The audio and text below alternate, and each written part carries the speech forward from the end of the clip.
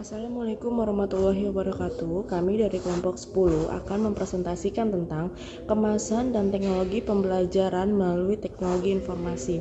Nah, materi pertama akan dipaparkan oleh saya sendiri, yaitu Dina Safitri. Bagaimana hakikat kemasan bahan belajar melalui teknologi informasi? Secara singkat, bahan belajar dapat diterjemahkan sebagai seperangkat material yang digunakan seseorang untuk melakukan kegiatan belajar. Nah, menurut Hamalik, menempatkan bahan belajar sebagian dari unsur-unsur dinamis dalam proses belajar. Nah, bahan ajar menurut Hamalik di sini merupakan unsur belajar yang terpenting yang harus diperhatikan oleh guru. Nah, melalui bahan ajar, siswa dapat mempelajari hal yang diperlukan dalam upaya mencapai tujuan pembelajaran. Selanjutnya, teknologi informasi dalam pembelajaran menurut Richard Wiener disebutkan bahwa teknologi informasi adalah pemrosesan, pengelolaan, penyebaran data oleh komputer dan telekomunikasi teknologi informasi lebih pada pengerjaan data. Nah, dengan demikian, kemahiran teknologi informasi didasari oleh perkembangan teknologi pengelolaan data.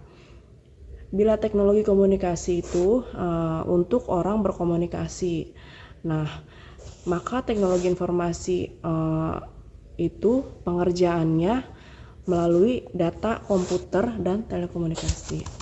Selanjutnya, pengembangan bahan pembelajaran.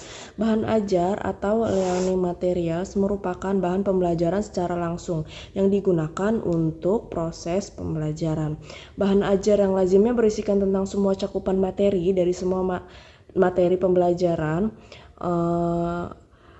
Biasanya bahannya sendiri merupakan media sarana untuk menyampaikan pesan-pesan, baik berupa visual audio ataupun audio visual.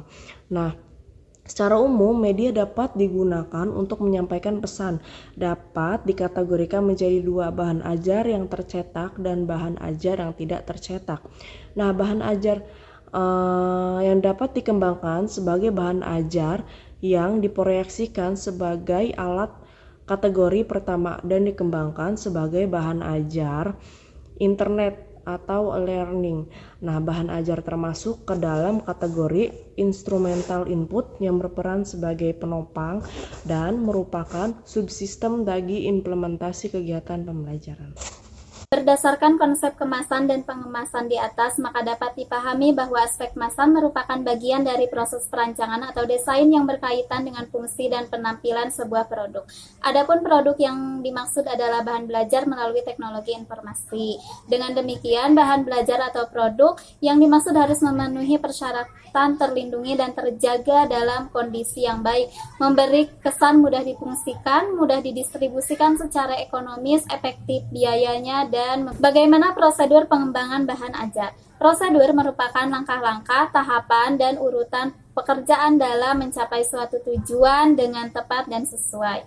Dalam prosedur pengembangan bahan ajar terdapat 3 langkah yang dapat dilakukan, yaitu tahap persiapan, penulisan draft bahan ajar, serta penyelesaian. Yang pertama ada tahap persiapan. Dalam penyusunan bahan ajar ada beberapa yang harus disiapkan, khususnya yang berkaitan dengan kurikulum.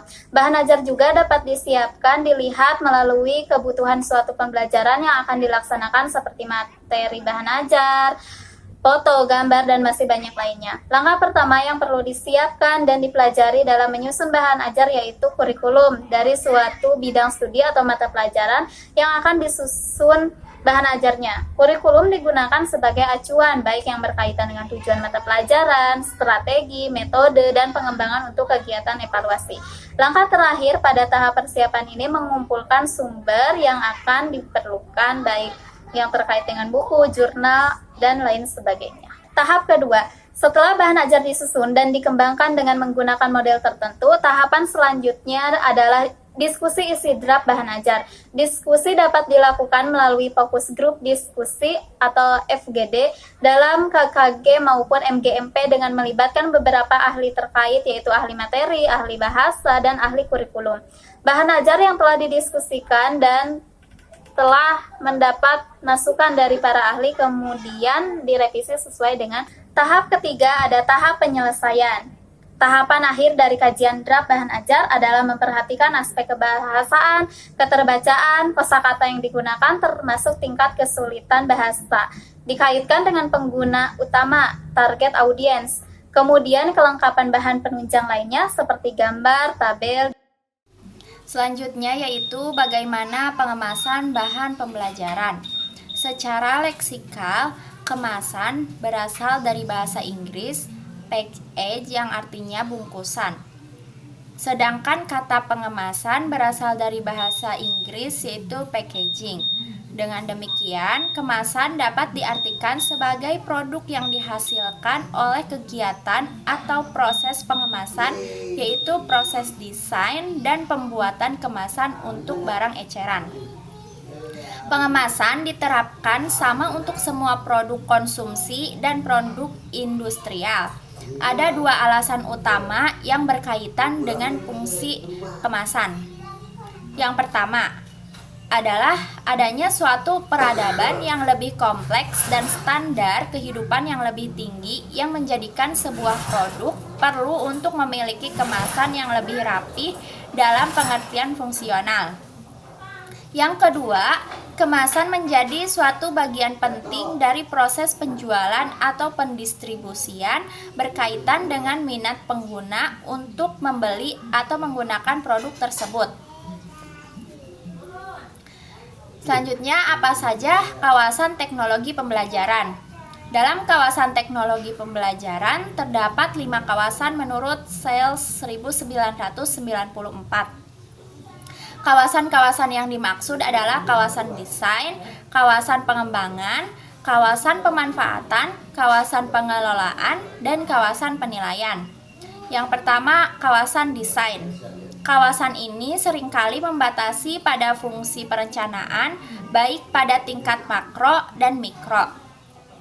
Dalam hal penggunaan teknologi, penelitian, dan teori, desain sering mengikuti eksplorasi praktis mengenai kemuskilan dan kemampuan perangkat keras atau perangkat lunak yang baru. Secara umum, desain dalam kawasan teknologi pembelajaran adalah untuk menentukan kondisi belajar. Yang kedua yaitu kawasan pengembangan. Kawasan pengembangan berakar dari persoalan produksi media. Pengembangan yang dimaksud adalah proses penerjemahan spesifikasi desain ke dalam bentuk fisik. Kawasan ini mencakup berbagai variasi teknologi yang digunakan dalam pembelajaran dan tidak hanya terdiri dari perangkat keras pembelajaran, melainkan juga perangkat lunaknya. Nah, yang ketiga ada kawasan pemanfaatan. Kawasan pemanfaatan merupakan kawasan tertua dari kawasan teknologi pembelajaran. Kawasan ini berasal dari gerakan pendidikan visual atau visual education movement dengan didirikannya museum-museum sekolah. Salah satu bentuk konkretnya adalah mempersiapkan pameran untuk tujuan pembelajaran.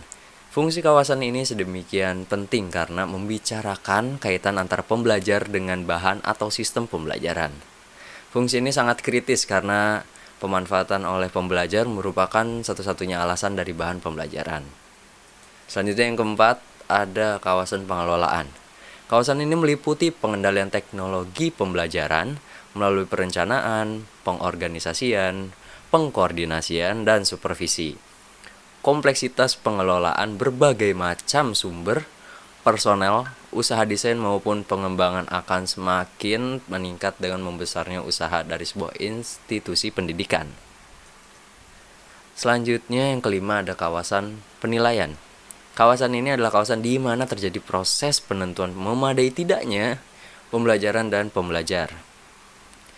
Penilaian dimulai dengan analisis masalah sebagai langkah awal penting dalam pengembangan dan penilaian pembelajaran, karena tujuan dan hambatan dijelaskan dalam langkah ini.